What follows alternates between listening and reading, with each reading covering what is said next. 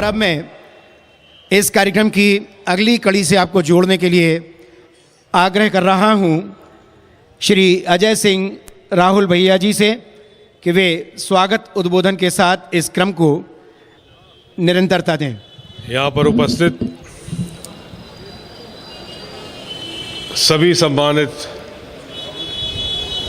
शायरगण, कार्यक्रम में उपस्थित सभी सम्मानित साथी सहयोगीगण,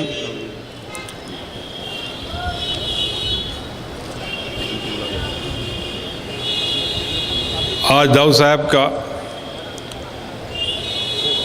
50वीं वर्षगांठ के उपलक्ष्य में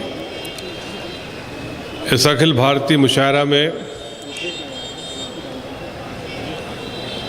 मैं भोपाल की तरफ से